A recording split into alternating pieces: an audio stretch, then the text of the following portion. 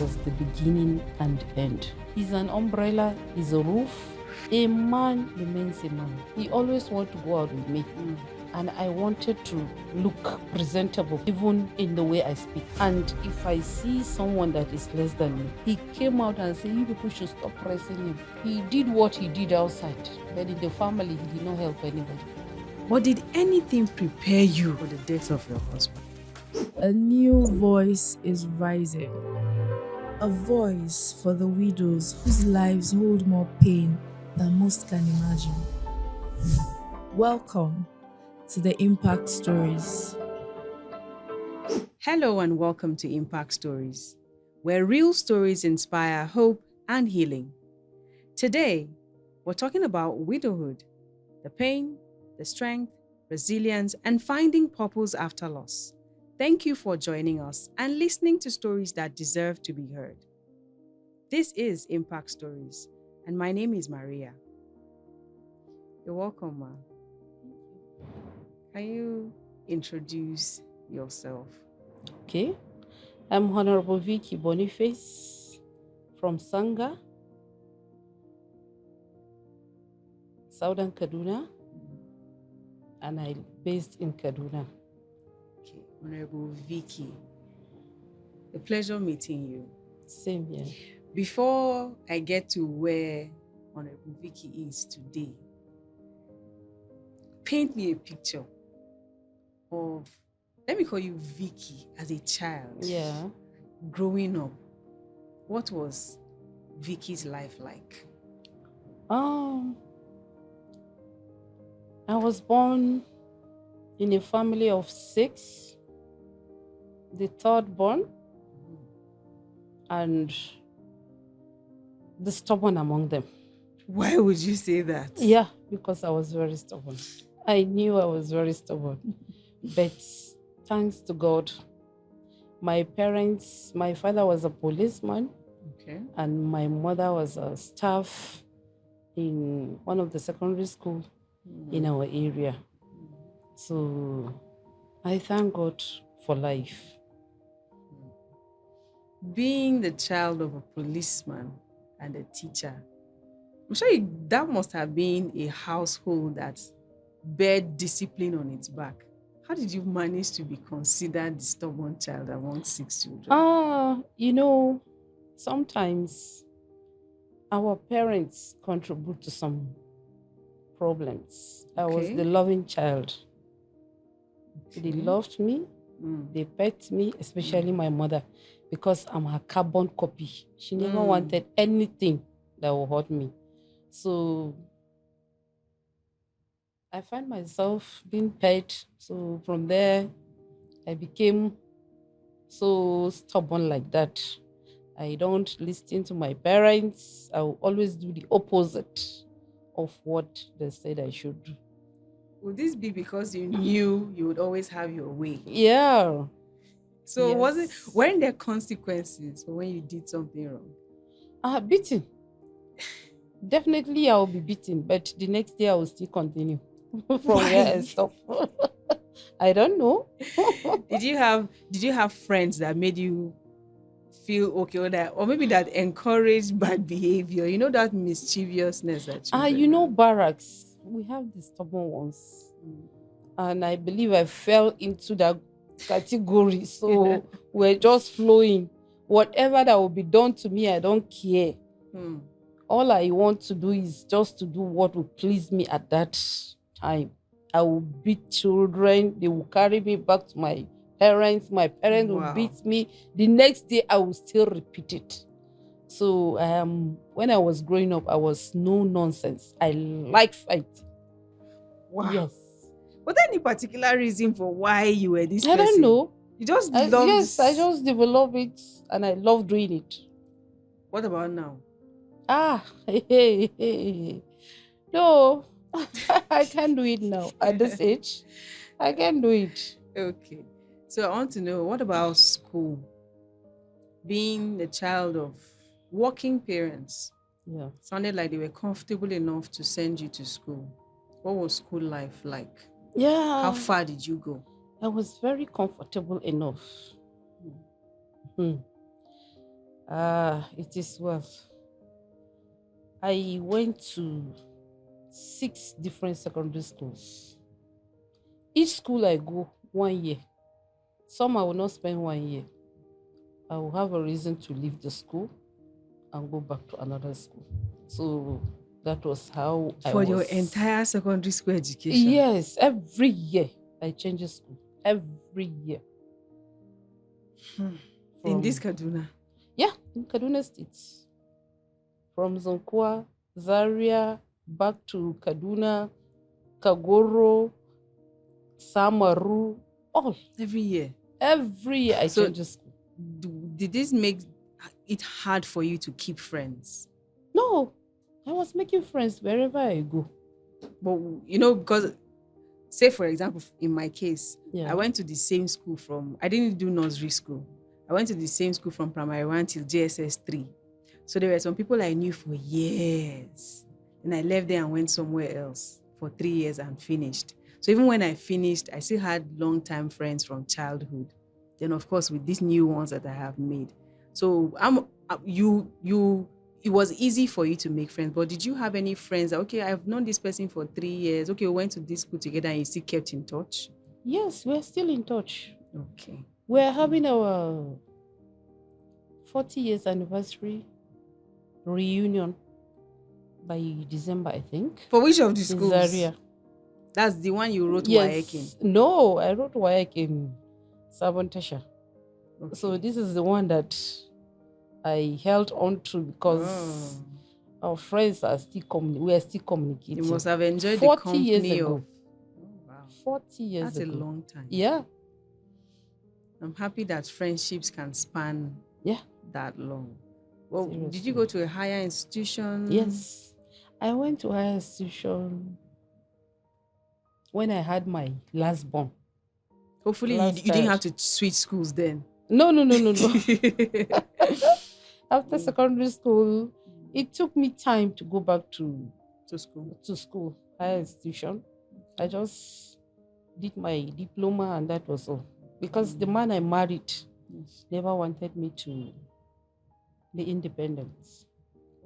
I was always in Kule.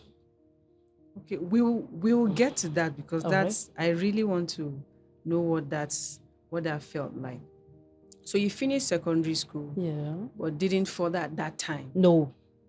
You did eventually, but not at that time. Not at that time. At what point did you meet the man you call your husband? At the point of... Then I did not even finish my secondary school. Oh. Yeah. Oh, wow. It was when we met that I went back to secondary school. Okay. I was running around, doing my stubbornness. Then we met. And he was serious about it. And I was in love. So whatever he said I should do, I did it. That was what helped me to go back to school and write my work. You were still a teenager at this point? Yeah, I was still, Okay. So how long were you guys friends, in a relationship, before you eventually became married? We didn't do courtship. Okay. No courtship at all. I cannot tell you the date I got married. Yes. Because since I met my husband, we've been together all through, because I met him when he won House of Representative. Well, he was already a career person into politics. He was in the politics. So when we met, I was then 22. He was 29. The youngest in the country. That was 1992. So he was so serious about marrying me. And he understood that this woman is a very stubborn woman. Wherever we enter, everybody knows me. Kai, no, I have to catch this woman. If not, I will not get her. That was how he went and paid my dowry. We continued the marriage. No date, no ceremony, no nothing. No. I started producing children. But he did right by you traditionally. He did everything. So He did. because you didn't celebrate, you didn't do a ceremony, you couldn't keep a date? No, I didn't keep a date. Okay. But at least you But- remember the year. Yeah, I remember the year. I only celebrate anniversary September. Okay. I pick any day September to celebrate my anniversary. But you have fond memories, at least. So the date shouldn't particularly. If you know, because I'm imagining that I got married in September. So in my head, I'm like, so we share something in common. Okay. So if you go ahead and pick a month, it means that you have good memories to want to remember that occasion by.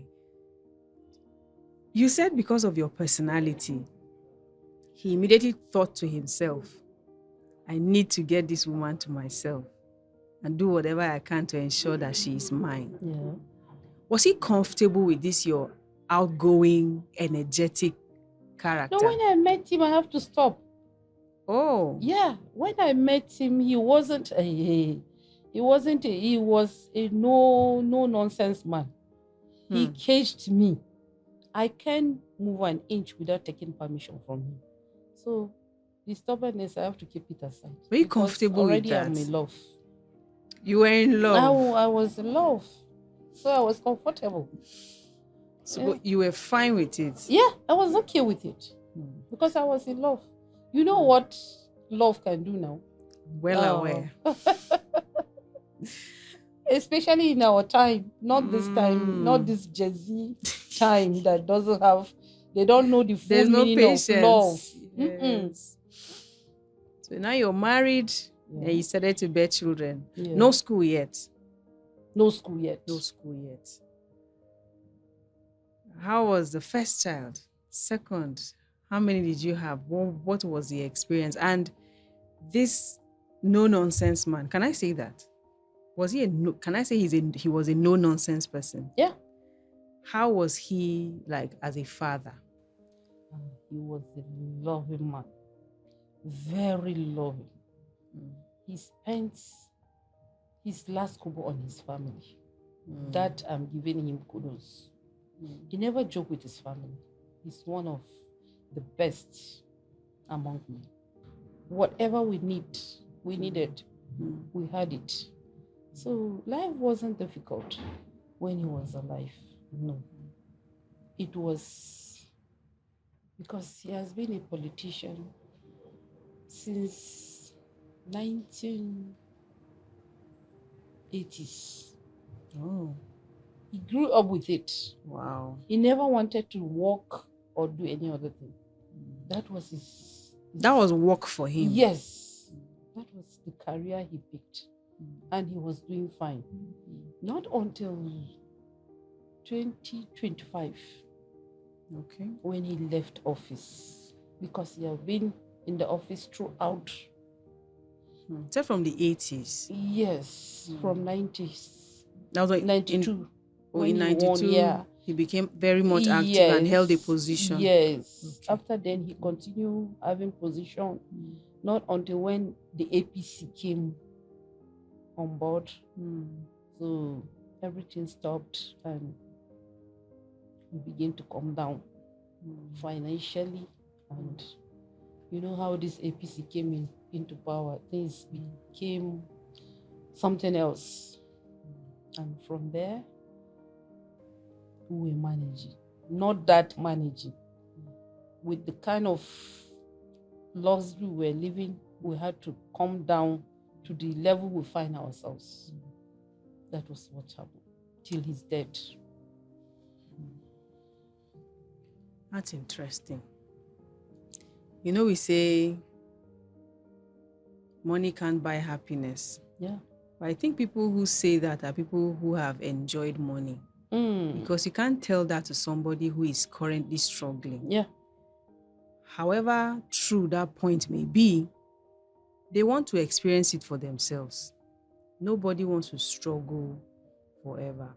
It didn't sound like you had to struggle even when things came down. Just that standards dropped. Yeah. Standards dropped. Yeah. Did it affect your children? No. It didn't affect my children because then they were done with the secondary school, Okay. so it didn't affect them. What about you? Me, Yes. as a housewife, that because I was a complete housewife, it never allowed me to do anything. They wash for me, they cook for me, they do. People do everything, virtually everything for me. As a housewife, and he's no longer there. You know, it's not easy.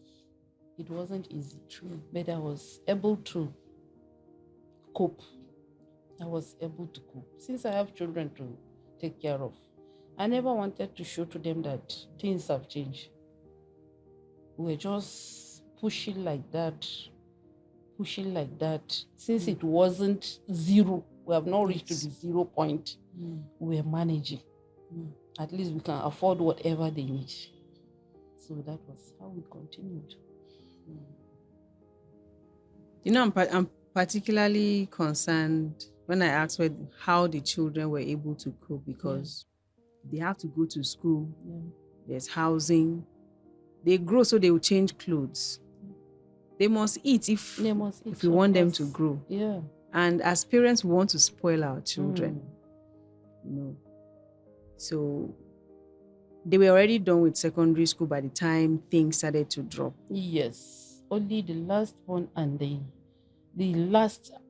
second and the last were still in the secondary school. We're still in the secondary school. And even the last one is still in the primary school. He's in his final year. Currently? Yes. Yeah. Okay. The smallest one. Okay. So I want us to go back to when you went back to school.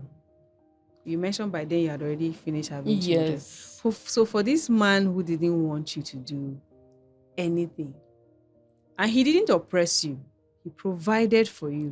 You were comfortable. I was. What was it that made you say, I want to go back to school? What prompted me to go back to school was that he's someone that always go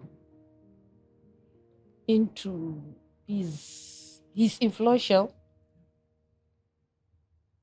He always want to go out with me.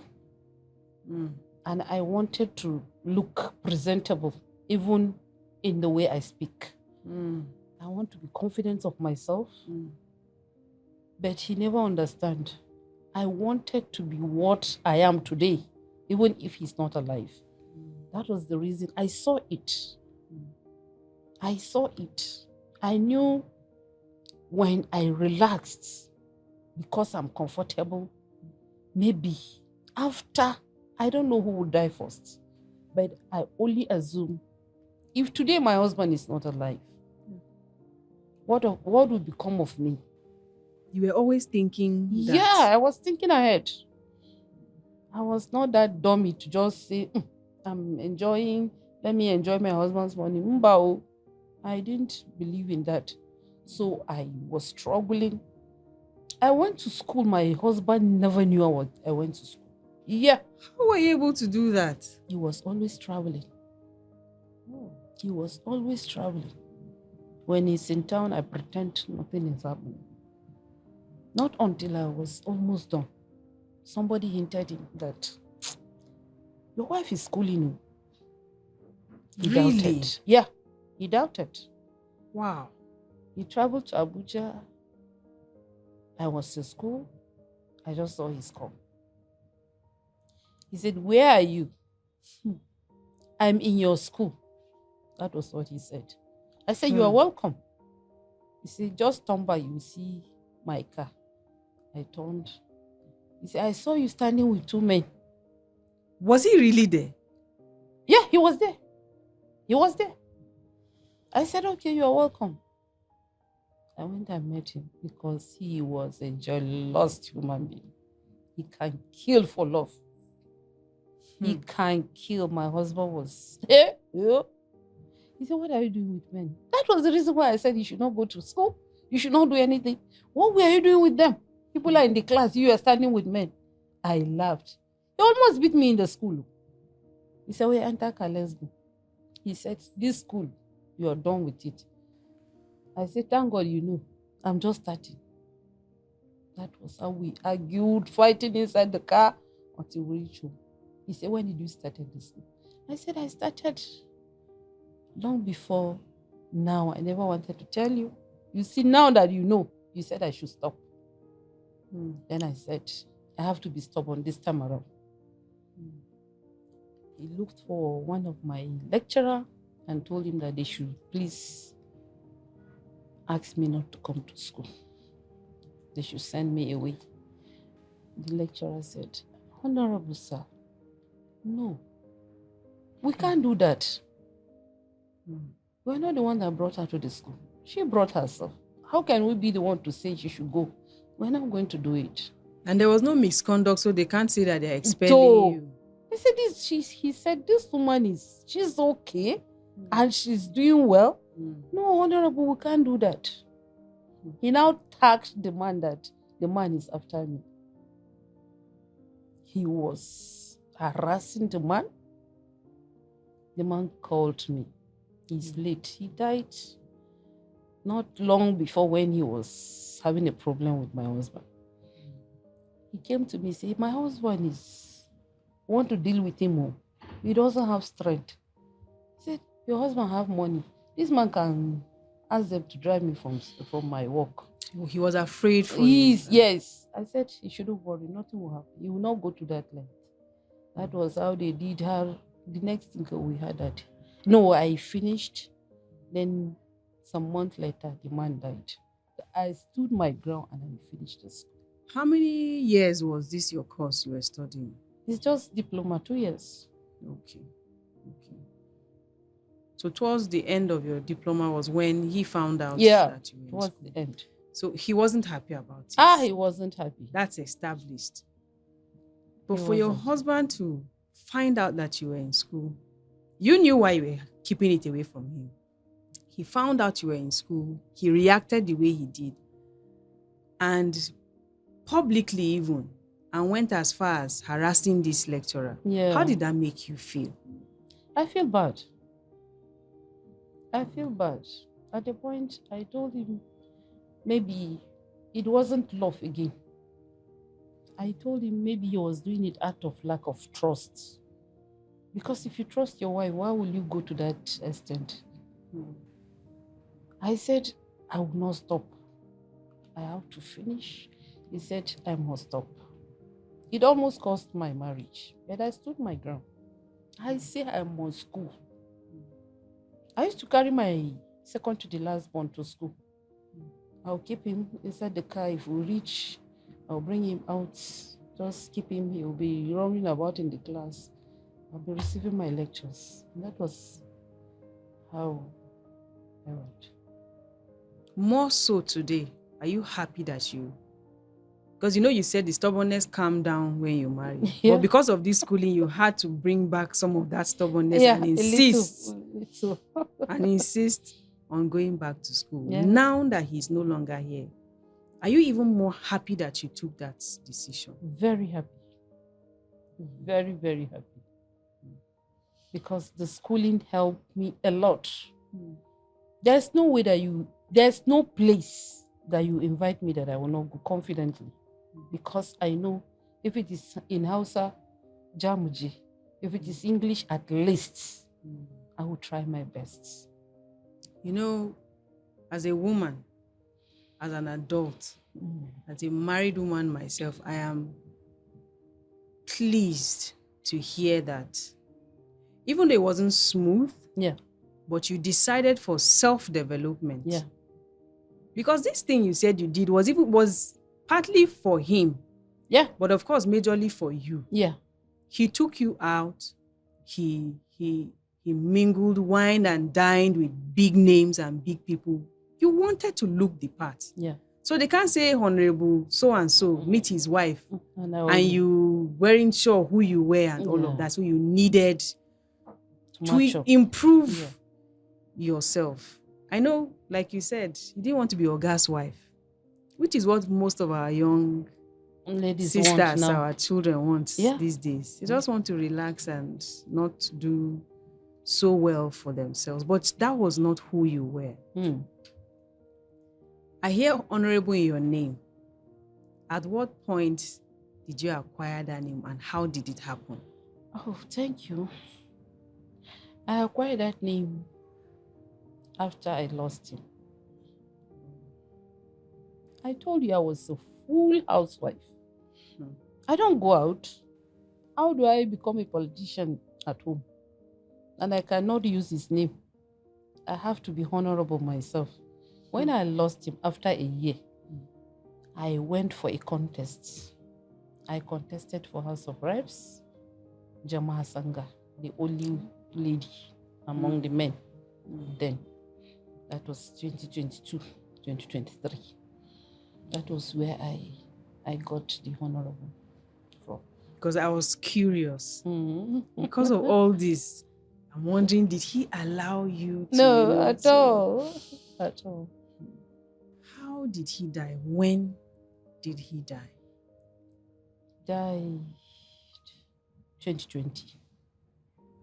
During the COVID. Yeah, during the COVID. He had an attack. I traveled to the village. I lost one of my cousin. So I traveled for his burial. I was there when a friend called me that I should come back. I said, why? She said, your husband is not feeling fine. I said, I spoke to him this morning and he didn't complain. So she said I should just come back because she's a nurse. He called her to give him some medication. He felt it wasn't something serious. So when she was sounding so serious, I told my family members that I'm going back to Kaduna. That a friend called me that my husband is not feeling fine. So immediately they said, go back. Go back. So he didn't even know that I was coming back. When I entered this, you have not done the burial. The burial is today. Why did you come back? I said, but why didn't you call me that you're not feeling fine? I was talking to you, you were sounding, I asked you why. You said, no, it's not, it's just a minor thing. I said, it's nurse that called me. Mommy nurse called me. He said, it's nothing serious. I said, so I'm around, I'm back. So whatever it is, I'll take care of you. We were talking, he said he wanted to vomit. He was sitting on the bed. I rushed and picked buckets. He vomited. Hell. I said, what did you take? He said, the breakfast I gave him before I traveled to the village yesterday. He didn't eat anything. And I know my husband is very selective. Yes. Yeah, he selects food because he's avoiding. They said he have a stress of diabetes. So there was an underlying. Yes, so he was very careful of what he takes. So he said that was all. I said, that was the beginning and the end. He was so weak, and our doctor is in Jos. We have a special doctor. Each time we're sick, even if it is headache, we are going to Jos. So he said he want to go to Jos. I said, Jos? No, let's see a doctor here. He said no. That was how we left on Sunday to Jos. But that Sunday, he was almost gone.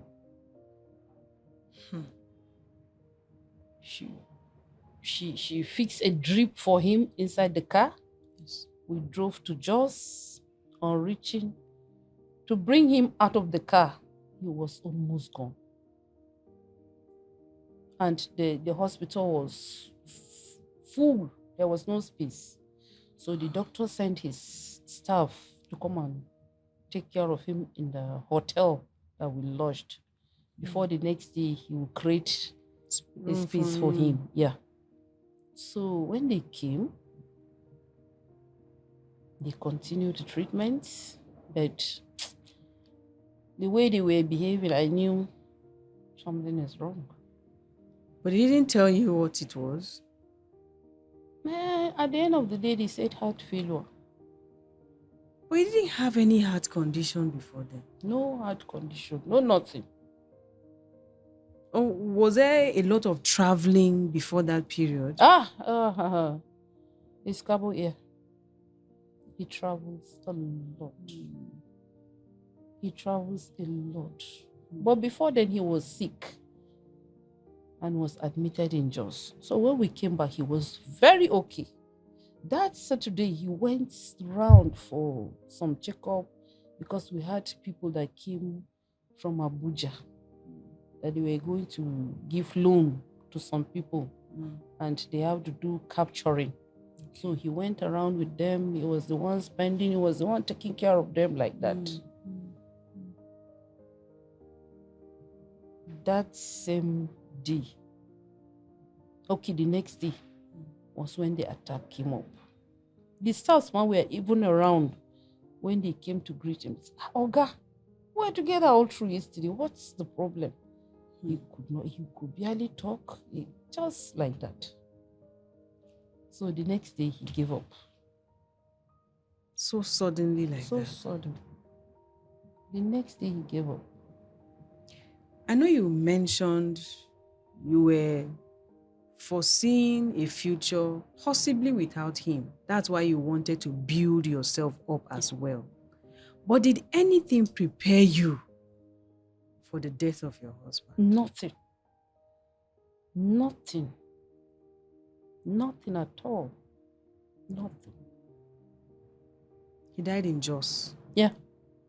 Away from your home, away from your children. Yes, away from my home, away from his village. I had to take the corpse to his village, Sanga. His family sent a car. His cousin brother came with a car. And we left Jos around after 11. We arrived Sanga after 2 to 3 a.m. And what really surprised me was that on arriving, yes, he was taken to the mortuary for embalmment. When they were about to embalm him, I was seated outside. I just heard a sound. Bah! What was that? He exploded. The stomach just burst. I had the mortuary attendant. Jesus. He ran, pick bucket, and I was saying, what is the problem? His brothers were just saying, not when he came out with I don't know what he brought out, what came out of him. They came out with the bucket. He came out with the bucket and threw the water. I said, what is it? He said, Madam, I see what I never see you. Your husband burst.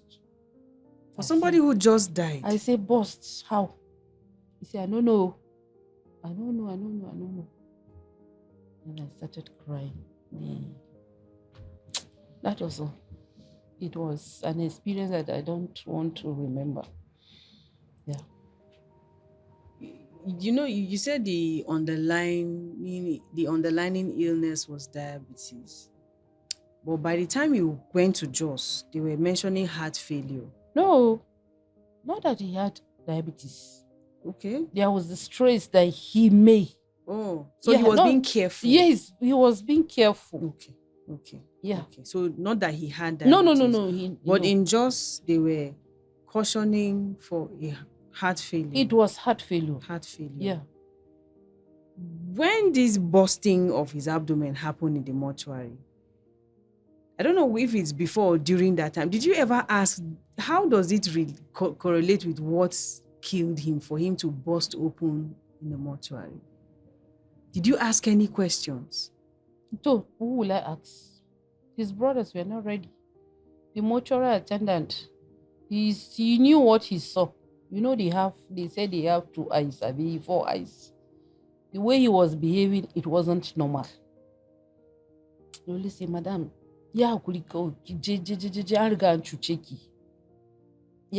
that was what he said. You have been cheated. Just forget about this thing. I don't have anything to explain to you. I don't have. That was what he said. So it wasn't natural. It wasn't. When someone is dead, he would dry up. He would dry up because there's no blood that is going through his vein. Everything will stop. But he was just swollen. I was in the car. I would turn and say, why is this man swollen? I will ask his brothers, because we were like 3 in the car. Why is my husband swelling? It's natural. They never allow me to even... It's natural. Stop looking at him. He's gone. That was how everything happened. Were you happy that you were around at least? I was very happy. That in the end you were there? Seriously. Had it been I was not there, I couldn't have forgiven myself up to that. I was very happy. But overall, how did all of that make you feel?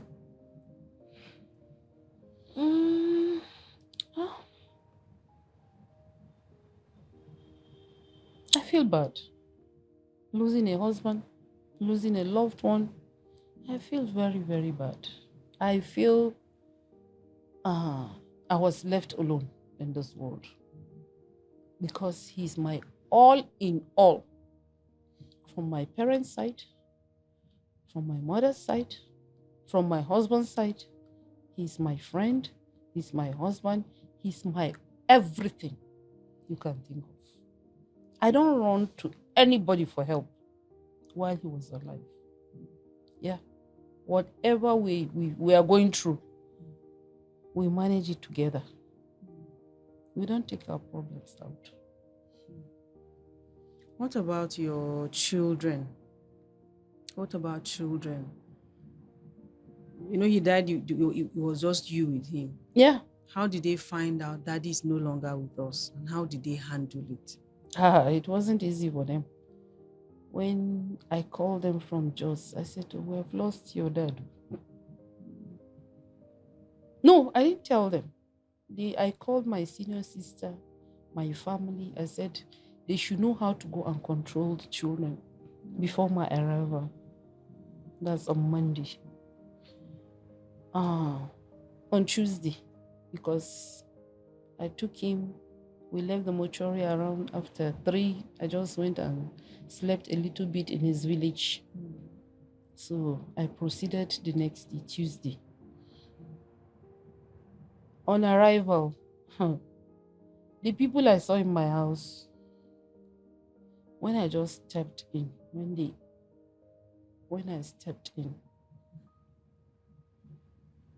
I almost gave up. They have to revive me.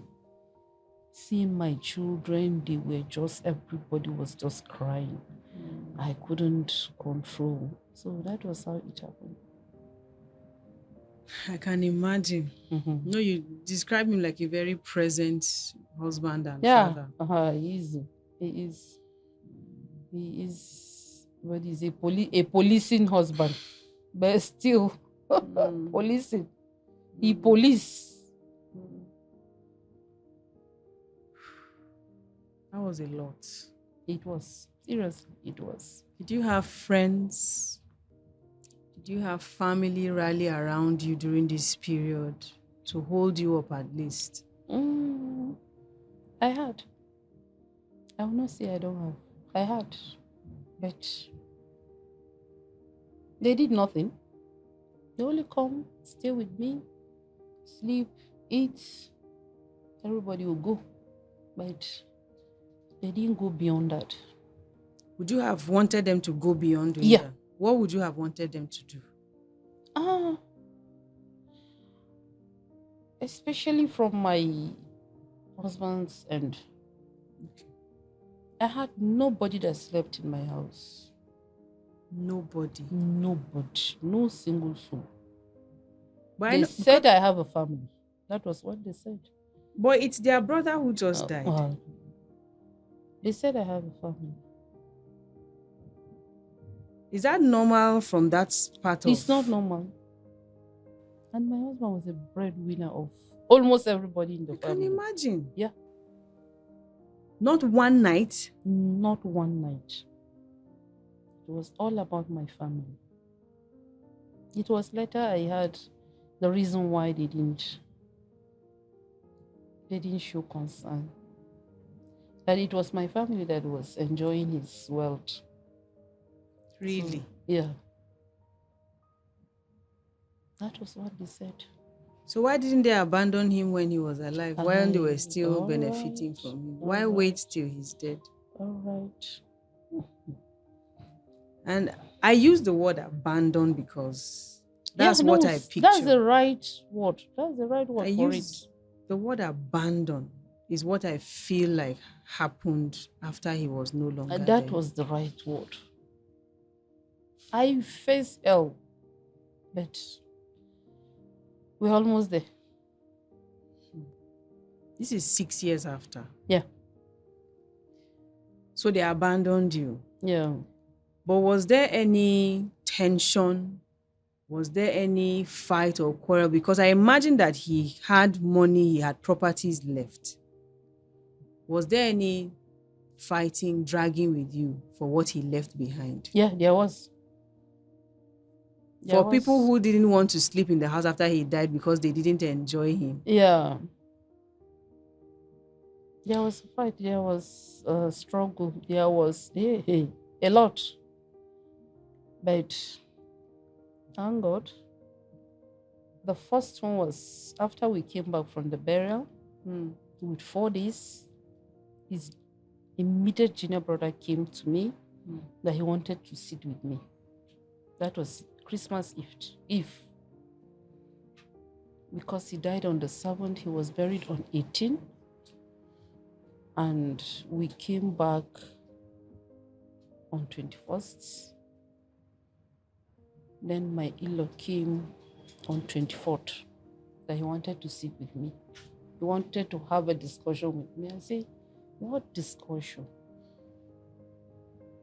What discussion? I said, I don't have time for that.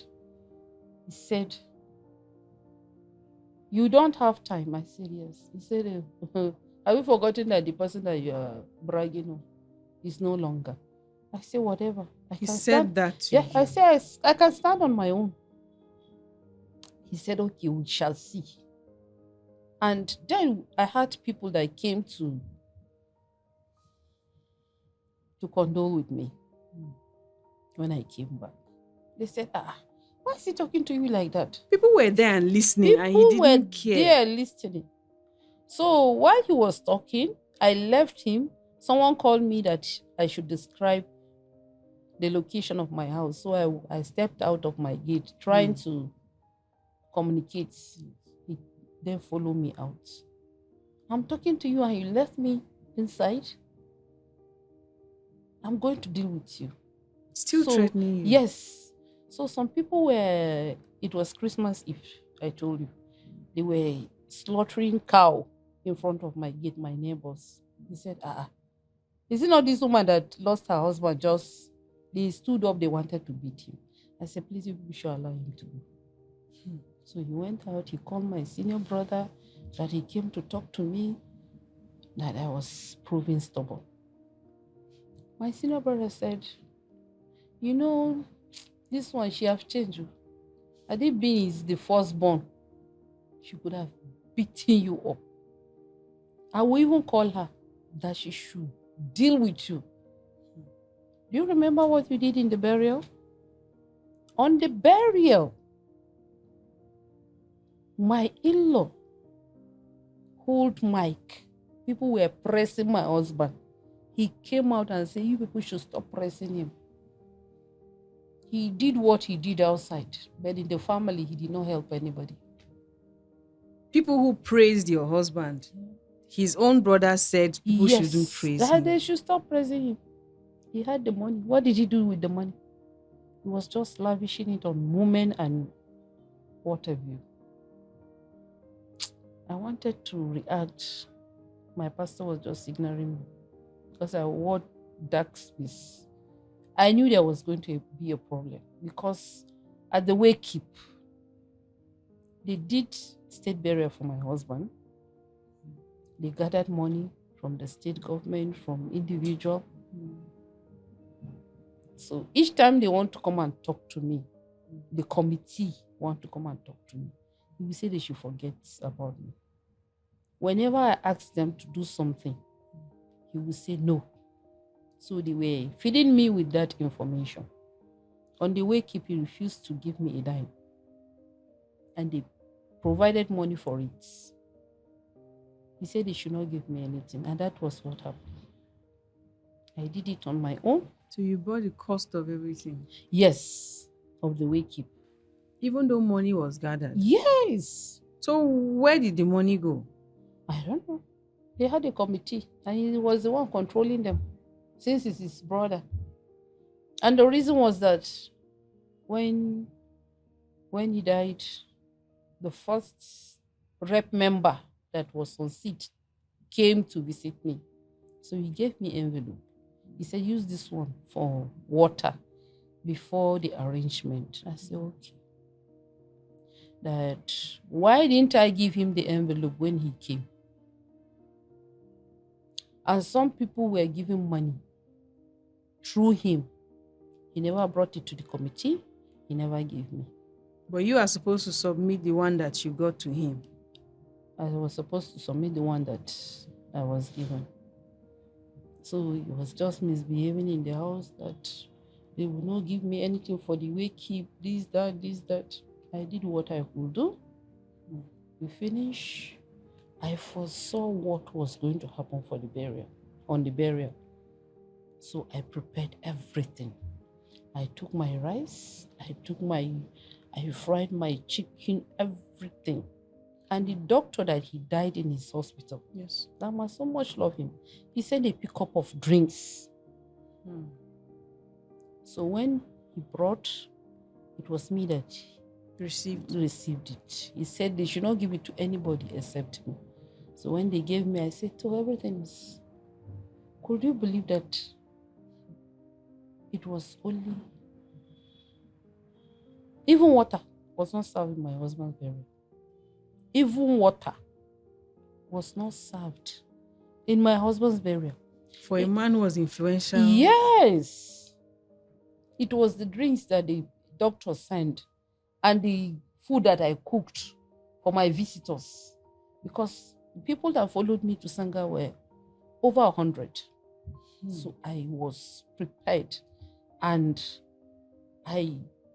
all the hotel in that town, I booked them for my guests.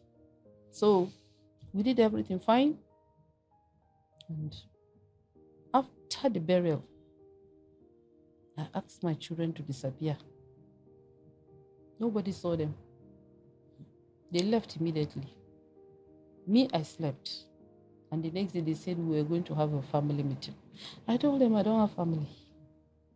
The person that have joined me with you is gone. So I don't have any family. We were passing like this. They were stopping because the local government gave me a 18-seater Hummer. We were passing. They said the driver should not move. I said, if the driver don't move, I will. He's leaving his job. So that was how we left. Until that. After sometimes they followed me for his cars, his this, his that, landed property. I gave out the car because it was on my head too much. I never wanted anything to become a burden to me. I just say, carry, they go. A friend left with one car that he gave him since when he was alive. He collected. So the other car, his brother came for it. I said, take. And when I gave him the car, we bought 6 million. He went and said it's 800,000. That was what happened. So I said, when he sold it, he called me that I should send my account details so that he would give me 70,000. I said, on top of my own car. I said, have it. That was how we finished. And up to today, he's still looking for my trouble. He was telling people that he's coming to collect my house, that the house is too big for me. He wants to sell it.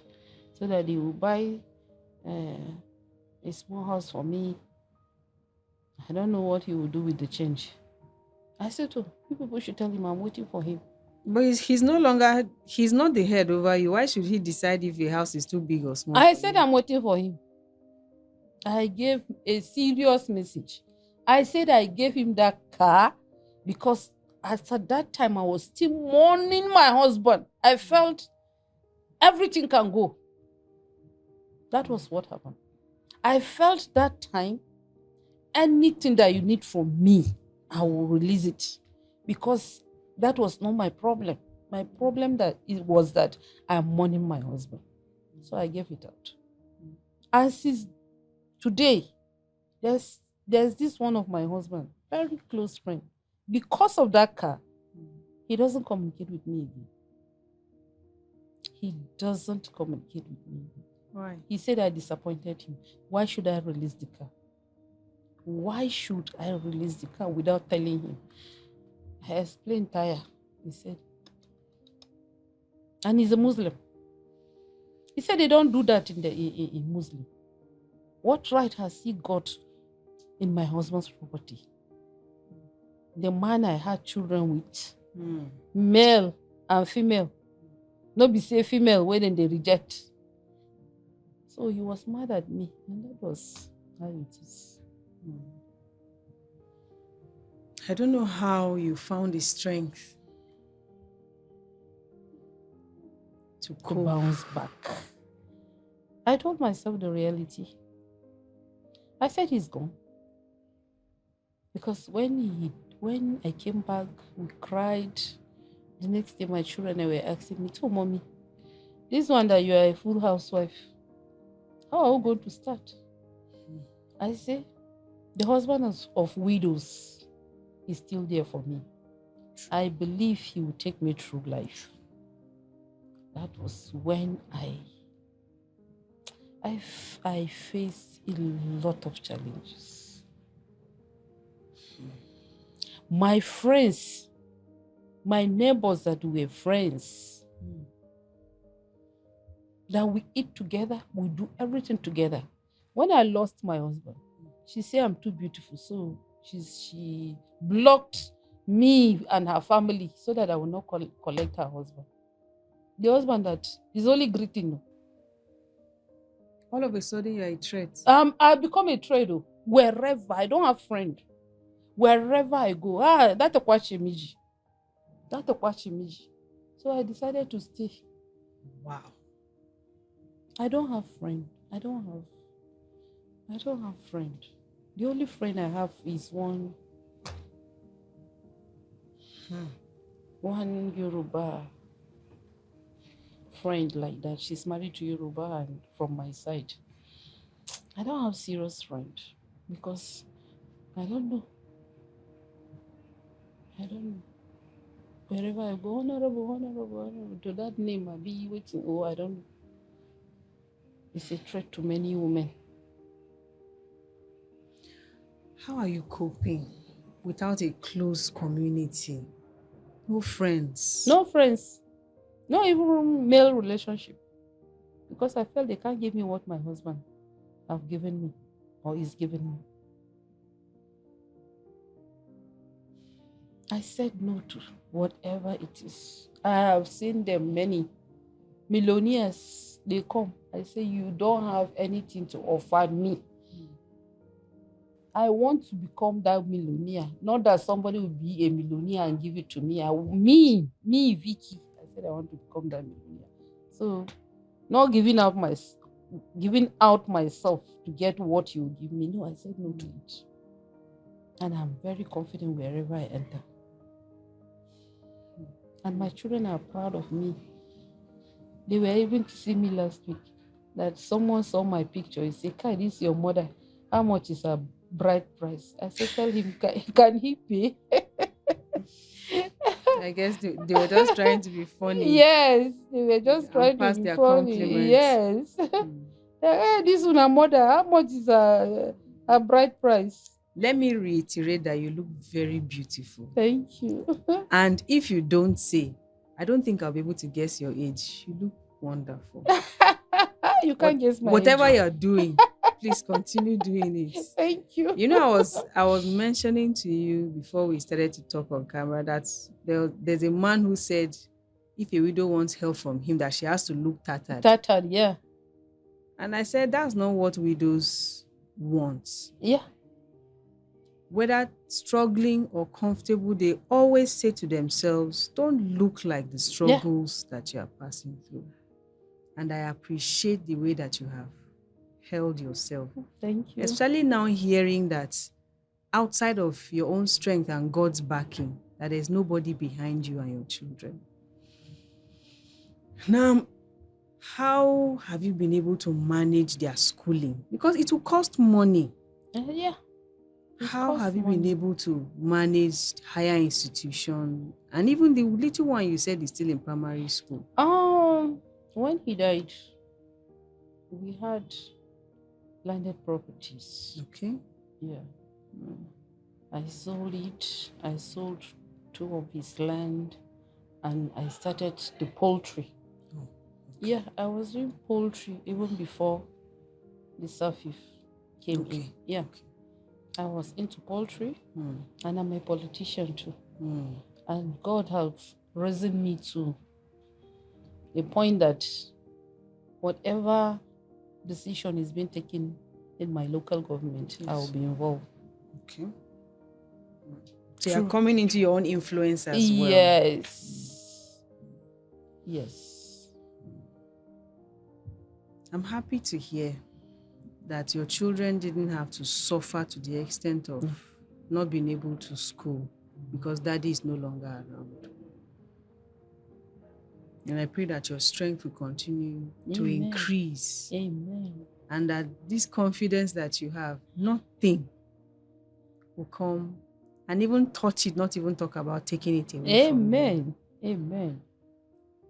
So what is this life as a widow? You thought ahead.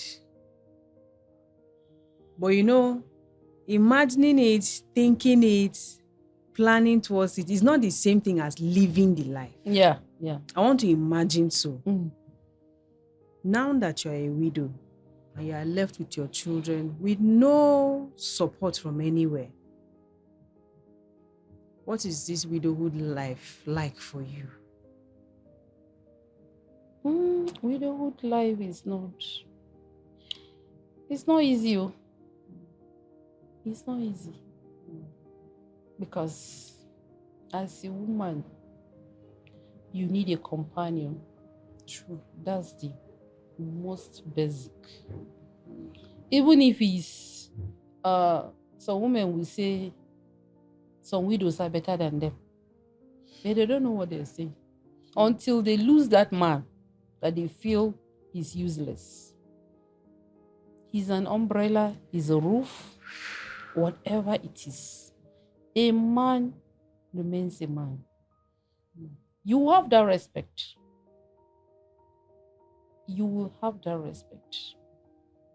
But a widow is, let me say, vulnerable. Because somebody can come and beat a widow. If he knows that she's a widow, she doesn't have anybody.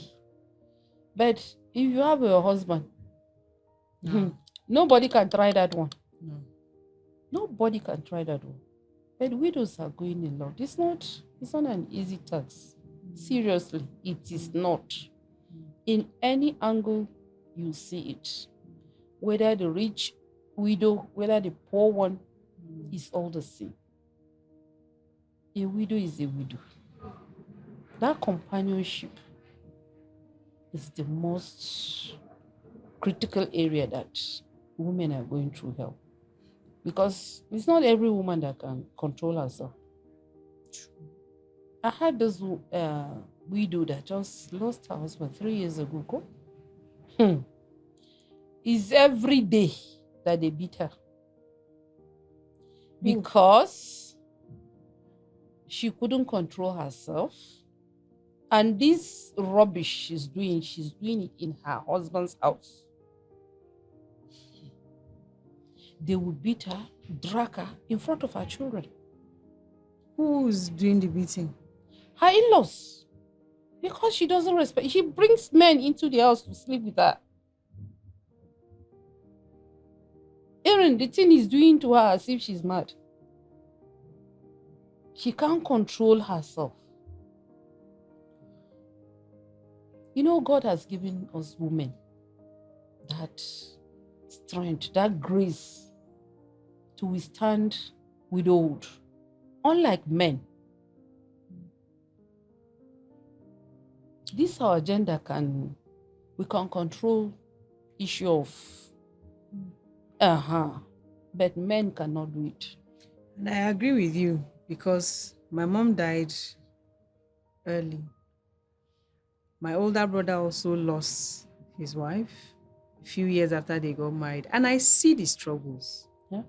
Even though my dad died a while ago, but before he did, in my brother's life, I still see the struggle. And sometimes, I don't know if it's pride in our gender, in the strength that women carry. I tell myself that if it was my sister-in-law who was alive and my brother wasn't there, there would have been a difference. Yeah. Certain things that my dad did, I also dare to say that if my dad had died and my mom was the one living, she wouldn't. There would have been a distance, a long range in the difference that life would have made for us, for the family. Yeah.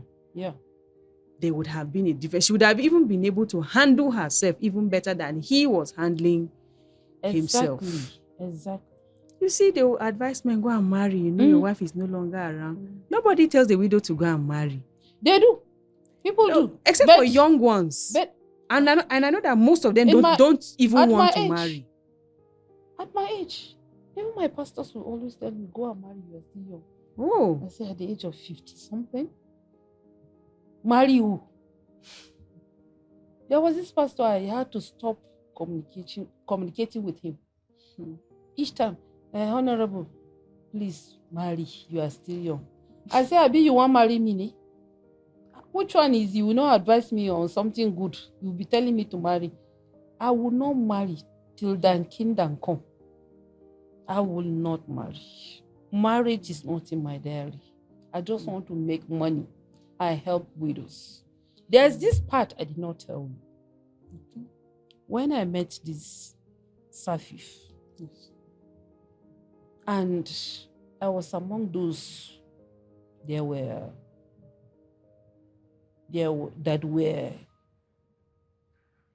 was among those that were picked for the favor. That was February. For the grant, yes. For the grant. When I told my church members, what they said was that you deserve it. I said, how do I deserve it? I'm having this NGO, my NGO. What I does there is to help the less privileged, the widows. Helping hand. Whoever you are, a man, woman, anything. It's in me. I grew up with it. My parents told me that if we go to church, and if I see someone that is less than me, when I was a child, I will pull out my clothes and give it out. I'll come back home with pant. That's me. From that tender age? Yes. And everybody that is close to me will tell you the same thing. I do it up till date. I don't wear clothes for 3 years. What for? People will be jam-packing. I don't do that. I have widows around me. Even while my husband was around. I opened that NGO. My husband was not aware of it. Not until when I was to inaugurate the staff there, that they came to my house in the morning to talk to my husband. They never knew that he doesn't know anything about it. When they came in, they were, congratulations, honorable. Your wife and you. I did know any registration that is left. is intact. Whatever you need in an NGO, I have it. So I was helping women, helping less privileged. I would just go to the market if I see, like this Kantiaga, if I see the way girls are misbehaving, smoking, I'll sit down with you, gist, I'll show you love, I will give you my number, please come to my house now. They will come, some will not come. That's where I will sit you down, talk to you, and give you something. So when I was given this grant, they say, you deserve it, Honorable. I say, by the grace of God. So it's good to sow in a life because you meet better ahead. And that is what is keeping me today.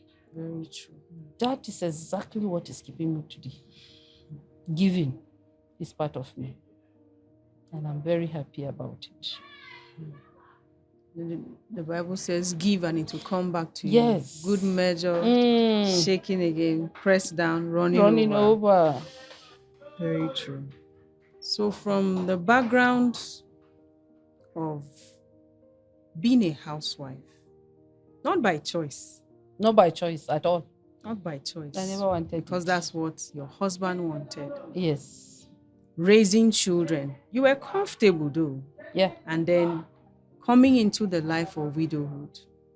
And even your children being concerned, Mommy, how are we going to continue? Because you don't have a source on your own.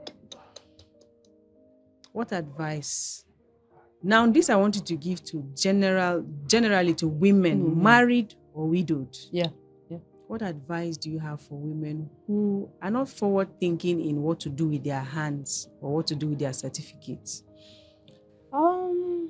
There's this advice I give on KSMC TV, and some men wanted to, they called me and say, Honorable, you are mad though. My advice to women, whether widow, still with husband, anything woman, anything lady, start preparing yourself from day one. Especially if you're married. Forget that your husband have money. His money is not your money. That's just the truth. His money is not your money. You will not understand it till the day you lose him. If you have a man that, in my own case, he never knew he would die suddenly. So there was no will on ground.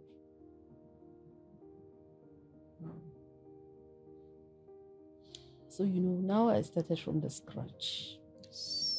Most of his properties were gone. Because I don't know where they are. He'll just tell me with my, all the papers. There's this one that I saw and I called. I invited this land, I don't know their names. The agents or the agents, land, Kaduna State's properties. Okay, the officers. Yes. They came, I gave them the land paper. It got lost. Up to date, I can't find it. Are you sure somebody didn't take it? I don't know. You have a land in Abuja, of which we were on our way to go and pick our daughter in the airport. You just say, I have a land here. One day I will bring you here. That one gone. One day never came. One day never came. So my advice for women is that your money is your money. Your husband's money is a plus. It's a plus. There's no money that is enough. If money is enough, Dangote could have been sleeping. But they said he virtually forget his wife in the airport because of his busy schedules of looking for money. So my advice for women is that, please, once in a while, sometimes you have to be stubborn to get what you want. Some men are selfish. Some men are wicked. Because we have very few that will consider you as a woman. and know that maybe one day they will go before you and they will arrange things the way it's supposed to be. Because this death, it will not tell you that you will die today or tomorrow. But just be conscious of it, that it must happen one day. Whatever you need to do, do it. There's this man that I took to Abuja he took me to Abuja because there's these what do you call it? Artifact. My husband had it. Complete human being. So he took it to museum in Abuja. They said he cannot sell it out. So they collected it. I'm telling you these things. You couldn't sell it. They collected it that they were going to pay him. Up till that we speak, he was alive, trying to collect the payment. Up till that we speak. When I was telling the man that was taking me, when we went, they were telling me, next of kin, this, that. Thank God I was his next of kin. In everything, I'm his next of kin. Thank God for that. So the process that I went through, the man that took me there, Nina Doka, sorry, Nina Doka, next of kin dinner, I gave it to my junior brother. And my children have grown up. Up to today, I have not come back to my senses to go and correct it. I say, educator illiterate. I call him like that. I say, educator illiterate. You are still talking about brothers while you saw what happened in my husband's funeral. I say, men will never change. And that was when his eyes were open. Immediately he started the process. He said, Madam, you abused me, but it's for good. He went and did the process and bring it back to his wife. So women, please, we should wake up. No enjoyment in marriage. It's just temporal. Because we have children. That's true. And they are our fallback. You have to make them. If not, where will you fall back on? What will you fall back on? They have to go to school. And a good school for that matter. Yeah. Because my children are saying every day, if my children speak English, they say, Mommy, if there's anything that I want to thank our daddy is giving us the good education. Wherever we enter, if we speak English, they'll say, yes, so women, once you are married, keep the issue of love and husband aside. Pick up on your children and start planning ahead of, in case of anything, you'll be ready to face it. That's my advice. What about the widows who are already living their life without a husband?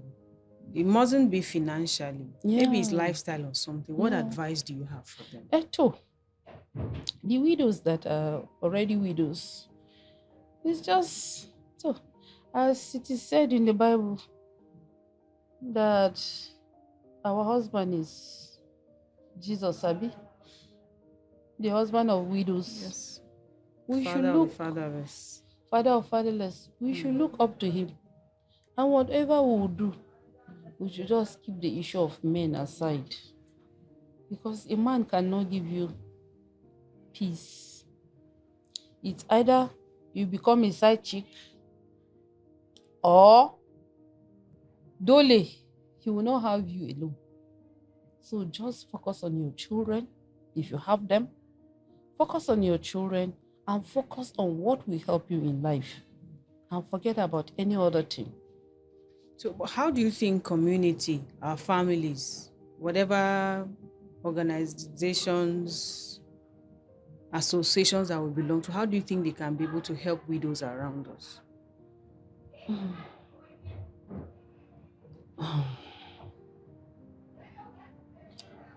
can I ask you this question? Go ahead, please. Which community helps now? Or who do you think can help any widow now? Anybody that will help widow, we expect something in return. So if you're thinking of you become a beggar because you're a widow, you're wasting your time. No, we help them. You get them very few. No, for example, your in-laws abandoned you. Yeah. To the point of some of them fighting you for certain things. Yes. Your friends cut off from you. Yeah. For allegations of possible infidelity or you intruding into their homes. Nobody came for your children. Nobody. His friends, help. everybody disappeared. I'm sure that there's some, like you said, your friends who even came during the burial, you wish that they had done more other than just being around you. Going by these things that you went through, how would you want it to be different for another widow? What would you want another widow to experience that you think will be better than what you experienced? So what I pray that any other widow will experience is,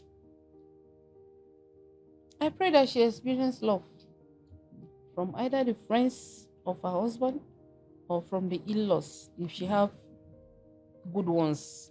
Because really we have good ones. We really have good ones. I have some that said since they lost their husbands, nobody have ever asked them of anything. Of anything. So they need love. They need care. They need advice. If a widow is going wrong, please, they should call her, advise her, and tell her that that is not the end of the world. Without your husband, you can still make it in life. At my age, I told my children that I will handle money that that my husband have not handled. Every day I will tell them. I'm in my 50s, so I will handle money by the grace of God. You know, one of my brother's consolation and advice when you talk about age and making progress or success is he will remind you that Abraham started at the age of 75. Yeah. So however old you think you are, I say don't let it stop you. Yeah. Thank you very much for sharing this much. You're welcome. With us. I felt the openness and how you bore everything out. I really appreciate you for that. Thank you very much. And I admire the grace with which you carry yourself. Thank you. Now I want us to come down to Safif now. Yeah. How did you hear about Safif? What was the experience like? I heard about Safif in my church. Okay. It was one of the widows that posted it. And we were asked to apply. So seriously, when I applied, I was I beg, I'm tired though. All this apply. I said, oh, let me just do it. Somewhere one woman was saying, Honorable Kimana. I said 100,000 muna da kudi in this generation. I beg. If I can get that 100,000, it will go a long way. So she encouraged me. She said, Ki kawai. Seriously, to my surprise, the first attempt, I had them calling me. I said, oh, is this in real? We continue communication like that up to the time they came to my house. They saw the poultry room. They saw the little chicken I had then. Because by then I have already disposed the ones that I have. I only had like 15 or so. So they saw it. They snapped picture. They did whatever they need to do. And they left. So that was when I was invited. And when we were having meeting here, that was on Valentine's Day. It was fun. It was seriously fun. Everybody heard about it though.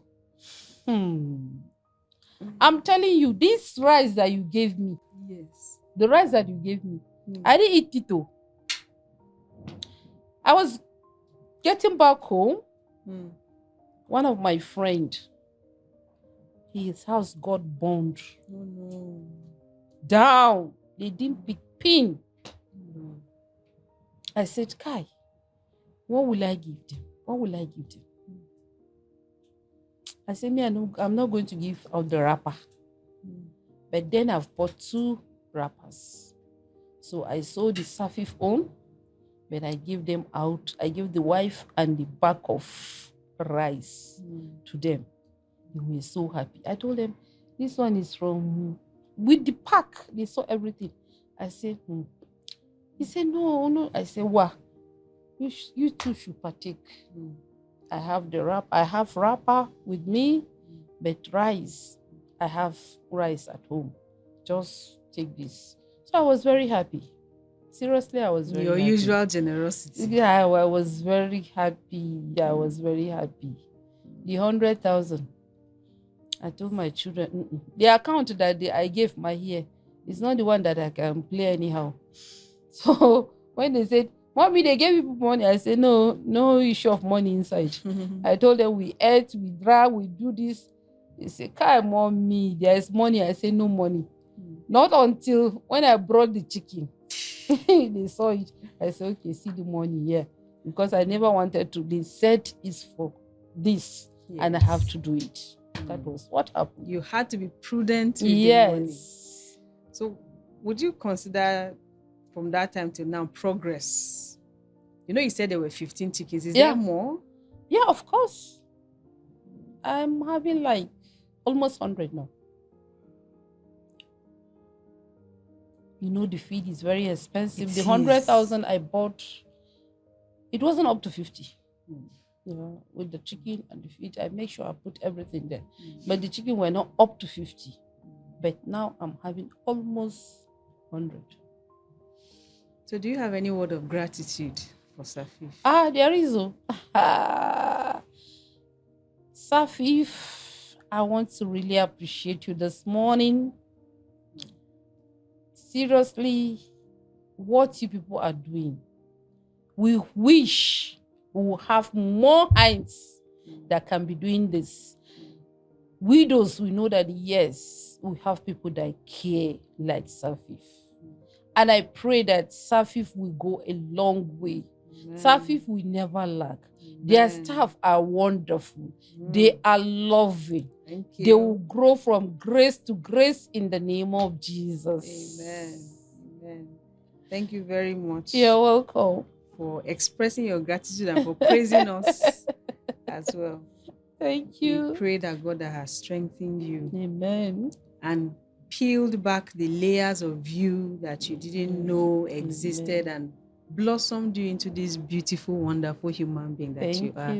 Will continue to shower His grace upon your life. Thank you for spending time You're welcome. with us. Thank you. Thank you very much for staying the length of our conversation today. Today we heard about truly strength, resilience, hope, and finding purpose after loss. Remember that this may not be your current life. You may not have access to a widow immediately, but kindness is a virtue that all of us should wear on our sleeve. And I am hopeful that wherever you go, you will make impacts of your own. Amen. Remember to like this video, leave us a comment. You can share this video with someone who will be touched and who will be moved to help someone else. And also, it's important to us that you subscribe to this channel so that you are able to see even more of the videos, the conversations that we put out there. My name is Maria, and this is Impact Stories.